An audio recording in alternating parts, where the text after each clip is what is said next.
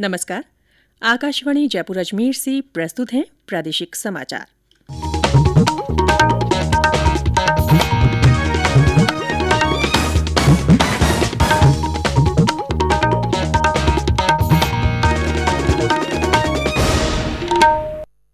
मुख्य समाचार। राज्य सरकार बढ़ते कोरोना संक्रमण को रोकने के वास्ते आने वाले 15 दिनों के लिए उठाएगी सख्त कदम। कोरोना संक्रमण के नए मामलों में हुई और बढ़ोतरी, 1675 लोगों में हुई संक्रमण की पुष्टि। प्रदेश की 3 विधानसभा सीटों पर उपचुनाव के लिए 27 उम्मीदवार चुनाव मैदान में। और रणथंभौर राष्ट्रीय उद्यान में 2 नए शावक देखने के बाद पर्यटन व्यवसायियों में उत्साह का माहौल।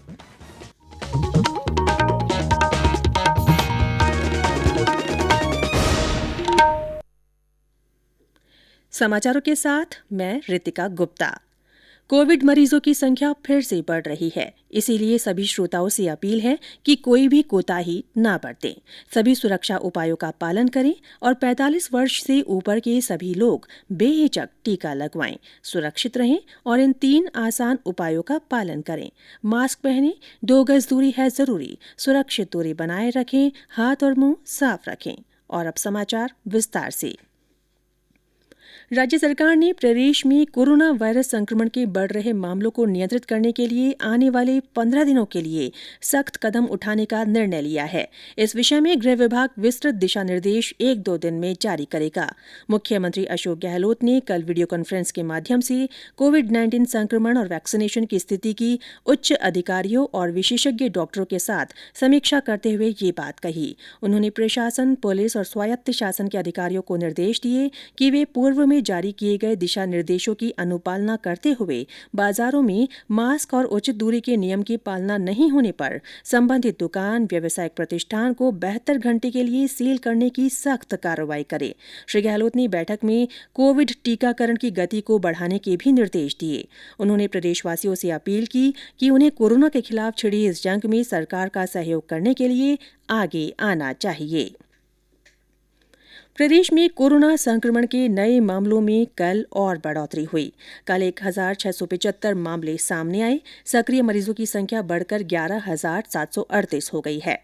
कल इस बीमारी से 418 लोग स्वस्थ भी हुए। अब तक 3,23,031 लोग संक्रमण मुक्त हो चुके हैं। कल संक्रमण के सबसे ज्यादा 367 मामले जयपुर जिले में मिले।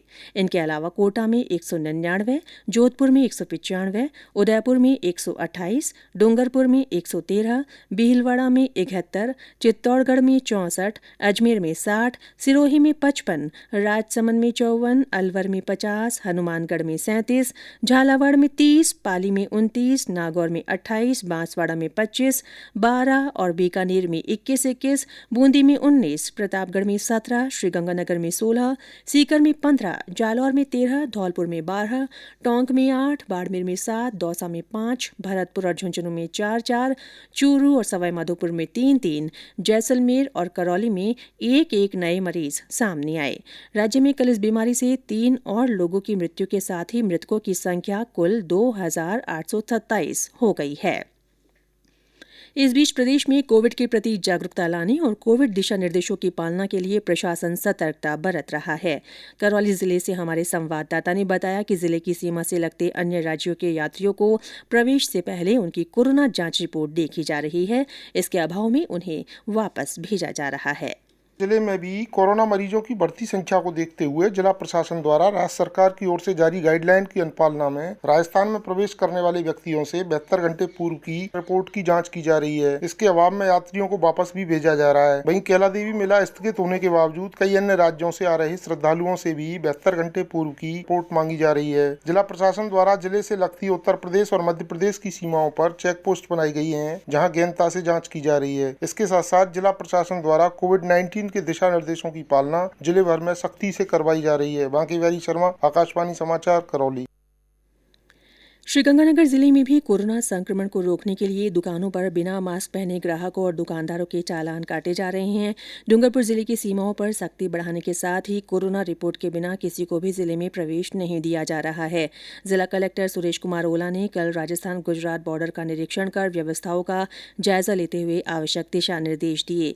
वहीं झुंझुनू जिला कलेक्टर और जिला पुलिस अधीक्षक ने कल जिले की हरियाणा बॉर्डर से लगती हुई सीमा पर कोविड-19 के संबंध में बनी चेक पोस्टों का औचक निरीक्षण किया। केंद्र सरकार की ओर से कोरोना के प्रति जागरूकता लाने के लिए जन आंदोलन चलाया जा रहा है। इसी के तहत आकाशवाणी जयपुर के समाचार बुलेटिनों में प्रसारित की जा रही विशेष श्रृंखला जनता का संदेश जनता के नाम में सुनिए हमारे श्रोता का संदेश। नमस्कार, मैं भूपेंद्र सिंह भाटी, नेत्रहीन विकास संस्थान कमला नेहरू नगर जोधपुर से। जैसा कि आप सभी को पता है, कोरोना हमारे देश में फैल रहा है, तो समय आने पर वैक्सीन लगवाएं और इसी के साथ साथ घर से बाहर जाते समय मास्क लगाकर रखें। नियमित रूप से अपने हाथों को साबुन से धोते रहें और सैनिटाइज करते रहें। कोरोना को हराना है, देश को जिताना है। आकाशवाणी के अन्य श्रोता भी इस आंदोलन से जुड़ सकते हैं। कोविड वैक्सीन ले चुके श्रोता भी हमें अपना संदेश भेज सकते हैं। इसके लिए आपको अपना संदेश रिकॉर्ड कर या टाइप कर हमारे व्हाट्सएप नंबर 9414052368 पर भेजना है। प्रदेश में कोरोना टीकाकरण अभियान के तहत अब तक 67,95,000 से अधिक वैक्सीनेशन हो चुका है। इसमें 59,45,000 से अधिक पहली डोज और 8,49,000 से ज्यादा दूसरी डोज शामिल है।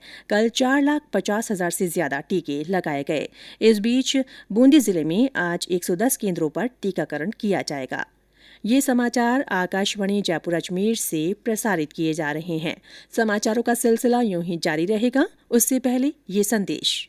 चलो मिलकर एक शुरुआत करें, चलो एक फैसला आज करें। मास्क नहीं तो टोकेंगे, कोरोना को रोकेंगे। चलो एक इरादा करते हैं, चलो खुद से वादा करते हैं। मास्क नहीं तो टोकेंगे, कोरोना को रोकेंगे। प्रादेशिक समाचारों में फिर से आपका स्वागत है। प्रदेश की 3 विधानसभा सीटों पर होने वाले उपचुनाव के लिए 27 उम्मीदवार चुनाव मैदान में रह गए हैं। भीलवाड़ा जिले की सहाड़ा सीट से 8, चूरू जिले की सुजानगढ़ से 9 और राजसमंद सीट से 10 उम्मीदवार अपनी किस्मत आजमाएंगे। मुख्य निर्वाचन अधिकारी प्रवीण गुप्ता ने बताया कि कल नाम वापसी के दिन 14 उम्मीदवारों ने नामांकन वापस लिए। 17 अप्रैल को होने वाले मतदान में तीनों विधानसभा सीटों से 7,43,802 मतदाता अपने मताधिकार का प्रयोग कर सकेंगे। इन स्थानों पर मतगणना 2 मई को करवाई जाएगी। श्री गुप्ता ने बताया कि कोविड के दिशा निर्देशों की अवहेलना न हो, इसके लिए डोर टू डोर प्रचार अभियान के दौरान प्रत्याशी सहित 5 आदमी ही जा सकेंगे। भारतीय सेना के जाट रेजिमेंट के जवान पुष्पेंद्र सिंह का कल पूरे सैन्य सम्मान के साथ उनके पैतृक गांव भरतपुर जिले की शोरावली में अंतिम संस्कार किया गया। पुष्पेंद्र अरुणाचल प्रदेश में तैनात थे। पुष्पेंद्र की ड्यूटी के दौरान 31 मार्च को गोली लगने से मृत्यु हो गई थी। पूर्व मंत्री और विधायक विश्वेंद्र सिंह और अधिकारियों ने जवान को श्रद्धांजलि अर्पित की। सवाईमाधोपुर स्थित रणथंभौर राष्ट्रीय उद्यान में कल शाम जोन नंबर 10 पर बाघिन T114 2 शावकों के साथ देखी गई है। हमारे संवाददाता ने बताया कि इस खबर के बाद पर्यटन व्यवसाय से जुड़े लोगों में उत्साह है।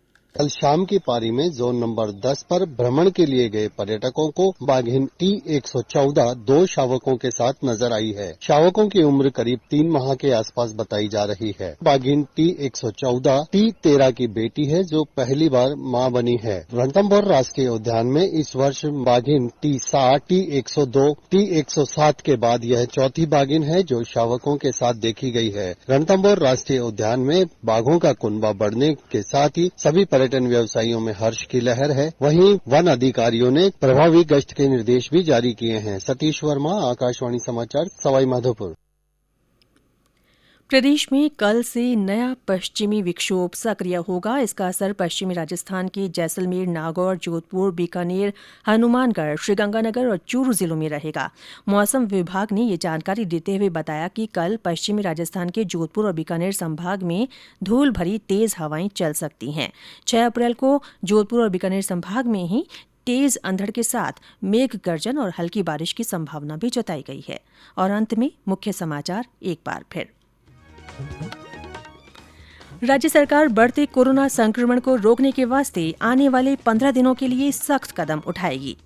कोरोना संक्रमण के नए मामलों में और बढ़ोतरी हुई है। 1675 लोगों में संक्रमण की पुष्टि हुई है। प्रदेश की 3 विधानसभा सीटों पर उपचुनाव के लिए 27 उम्मीदवार चुनाव मैदान में रह गए हैं। और रणथंभौर राष्ट्रीय उद्यान में 2 नए शावक दिखने के बाद पर्यटन व्यवसायियों में उत्साह का माहौल है। इसी के साथ प्रादेशिक समाचार बुलेटिन समाप्त हुआ। हमारा अगला बुलेटिन हिंदी में दोपहर 12:30 बजे प्रसारित होगा। नमस्कार।